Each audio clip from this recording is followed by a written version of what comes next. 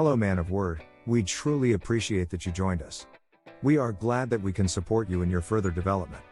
Today's topic is about 5 lessons that everyone should learn from the book Dare to Lead, written by Brene Brown. So, let's begin. Welcome to amanofword.com, the most refreshing network in the business world. Why should you pay close attention to this? 1. You will learn what is empathy. 2. You will learn why should you avoid, my truth is the truth. And 3. You will learn why should you stop judging. What is shame? What is guilt? What is humiliation? In this brief article, we want to answer these major questions. So, let's dive in. Lesson 1, what is shame? In this book is written that, shame is the fear of disconnection. It's the fear that something we've done or failed to do, an ideal that we've not lived up to, or a goal that we've not accomplished makes us unworthy of connection. The shame 123s. 1. We all have it. Shame is universal and one of the most primitive human emotions that we experience. The only people who don't experience shame are those who lack the capacity for empathy and human connection. Here's your choice: fess up to experiencing shame or admit that you're a sociopath. Quick note, this is the only time that shame seems like a good option. 2. We're all afraid to talk about shame. Just the word is uncomfortable. 3. The less we talk about shame, the more control it has over our lives. First, shame is the fear of disconnection. As we talked about in the myths of vulnerability, we are physically, emotionally, cognitively, and spiritually hardwired for connection, love, and belonging. Connection, along with love and belonging, is why we are here, and it is what gives purpose and meaning to our lives.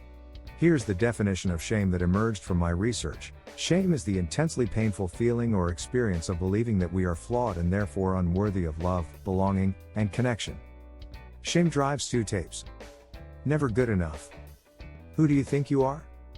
These gremlin-like voices work as a terrible vice. Right when you overcome the not good enough whisper and muster up the courage to enter the arena, the shame gremlins hit you with wow. You think you have what it takes to pull this off? Good luck. Retreating into our smallness becomes the most seductive and easiest way to stay safe in the midst of the shame squeeze. But, as we've talked about, when we armor and contort ourselves into smallness, things break and we suffocate. Lesson 2, shame and guilt.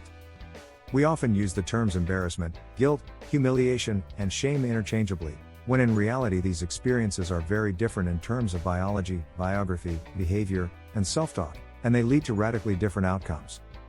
The majority of shame researchers and clinicians agree that the difference between shame and guilt is best understood as the difference between I am bad and I did something bad. Guilt equals I did something bad. Shame equals I am bad. We feel guilty when we hold up something we've done or failed to do against our values and find they don't match up. It's a psychologically uncomfortable feeling, but one that's helpful. The discomfort of cognitive dissonance is what drives meaningful change. Shame, however, corrodes the very part of us that believes we can change and do better. Lesson 3, shame and humiliation. Humiliation is another word that we often confuse with shame. Donald Klein captures the difference between shame and humiliation when he writes, "People believe they deserve their shame. They do not believe they deserve their humiliation." If Sonia's self-talk is I am a failure, that's shame. If her self-talk is man, my boss is so out of control, I don't deserve this, that's humiliation. Lesson 4, empathy. In this book is written that, empathy is not connecting to an experience, it's connecting to the emotions that underpin an experience. Empathy is a choice. And it's a vulnerable choice because if I were to choose to connect with you through empathy, I would have to connect with something in myself that knows that feeling. In the face of a difficult conversation, when we see that someone's hurt or in pain, it's our instinct as human beings to try to make things better. We want to fix, we want to give advice. But empathy isn't about fixing, it's the brave choice to be with someone in their darkness, not to race to turn on the light so we feel better. If I share something with you that's difficult for me, I'd rather you say, "I don't even know what to say right now, I'm just so glad you told me." Because in truth, a response can rarely make something better. The connection is what heals. If struggle is being down in a hole, empathy is not jumping into the hole with someone who is struggling and taking on their emotions, or owning their struggle as yours to fix. If their issues become yours, now you have 2 people stuck in a hole. Not helpful. Boundaries are important here. We have to know where we end and others begin if we want to show up with empathy. Lesson 5, empathy skills.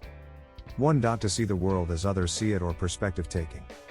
In this book is written that, We see the world through a set of unique lenses that bring together who we are, where we come from, and our vast experiences. Our lenses certainly include factors like age, race, ethnicity, ability, and spiritual beliefs, but we also have other lenses that shape how we see the world, including our knowledge, insights, and experience. Our take on the world is completely unique because our point of view is a product of our history and experiences. This is why 10 people can witness the same incident, and have 10 different perspectives on what happened, how it happened, and why it happened. One of the signature mistakes with empathy is that we believe we can take our lenses off and look through the lenses of someone else. We can. Our lenses are soldered to who we are. What we can do, however, is honor people's perspectives as truth even when they're different from ours. 2. To be non-judgmental. In this book is written that it is not easy to do this when you enjoy judging as much as most of us do. Based on research, there are 2 ways to predict when we are going to judge. We judge in areas where we're most susceptible to shame, and we judge people who are doing worse than we are in those areas.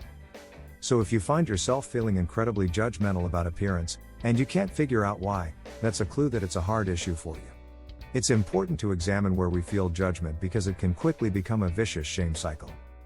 The judgment of others leaves us feeling shame, so we offload the hurt by judging others. I see this happen often in organizations. Shit rolls downhill and ends up in the consumer's lap. I've yet to come across a company that has both a shaming, judgmental culture, and wonderful customer service. Staying out of judgment means being aware of where we are the most vulnerable to our shame, our struggle. The good news is that we don't judge in areas where we feel a strong sense of self-worth and grounded confidence, so the more of that we build, the more we let go of judgment. What are the best things to remember from this? 1.